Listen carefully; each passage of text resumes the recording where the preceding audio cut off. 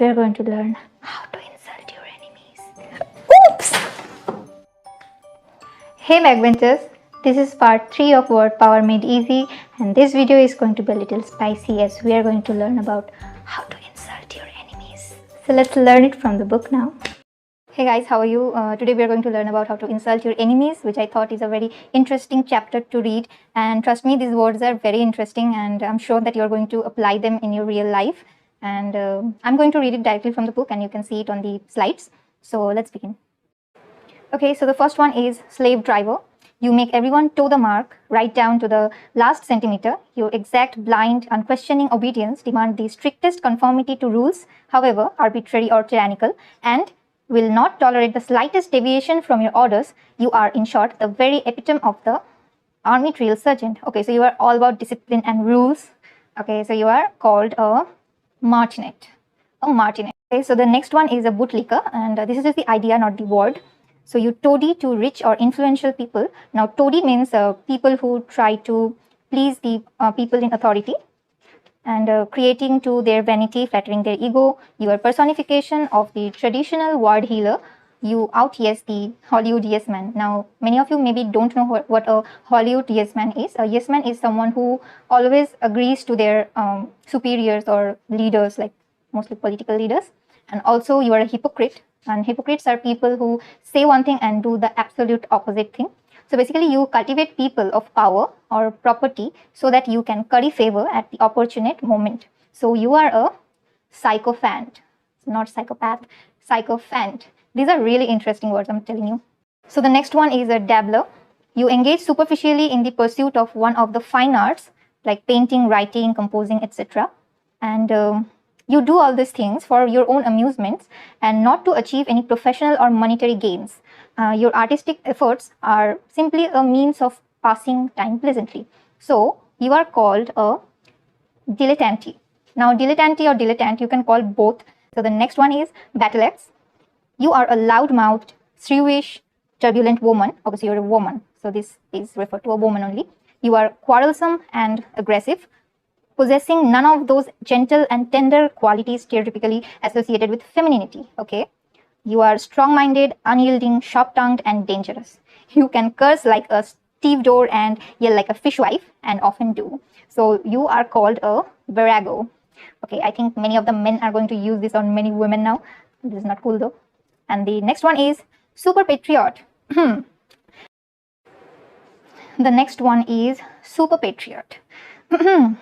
Anything you own or belong to is better simply because you own it or it belongs to you. Although you will be quick to find more justifiable explanations, your religion, whatever it may be, is far superior to any other. Your political party is the only honest one. Your neighborhood puts all other in the city in the shade. Members of your own sex are more intelligent, more worthy, more emotionally secure, and in every way far better than people of the opposite sex.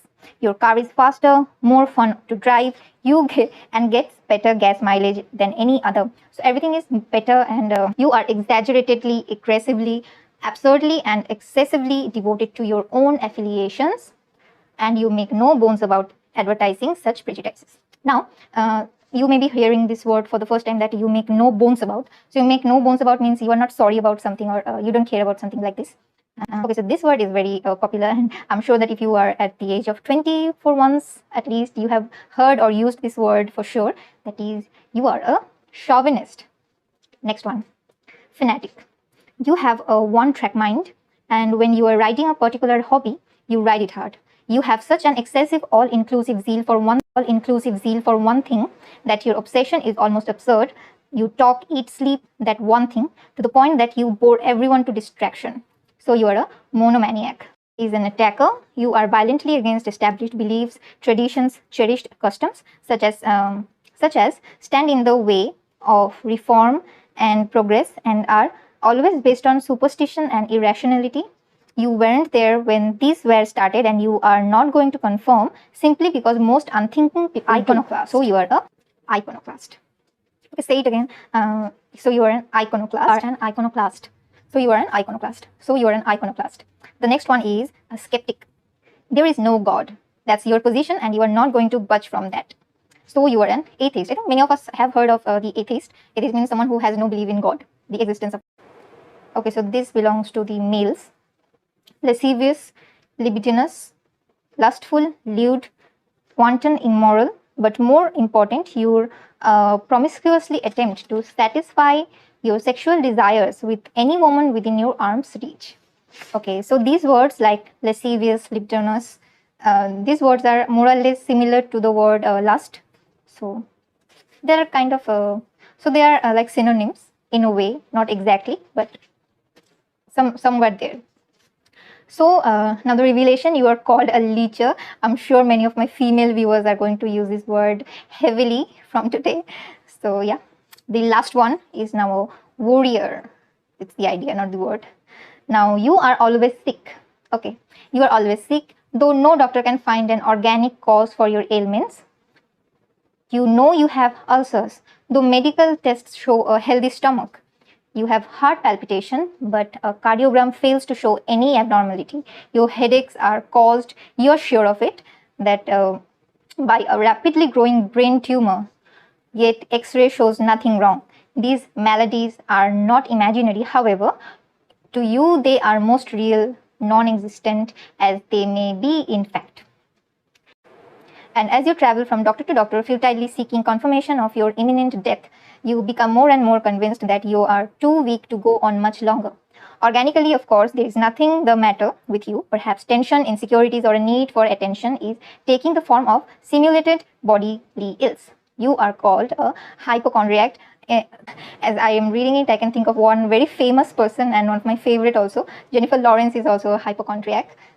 And with this, our 10 words for this session primarily ends here. And after this, we are going to solve some a little bit of exercise. Now we will do a little exercise, and after that we are going to dive into the origins and related words, which is again a very helpful and very interesting part of this study. With this, you are going to learn a lot much more words. And if you really enjoy this video, please do share, like, and subscribe to our channel, because subscribing really motivates us to make more videos. When we see that people are subscribing to our channel, we feel like, okay, so we are doing something right, and we continue doing it. And if nobody does care, then it's a little demotivating, but we are still going to make videos.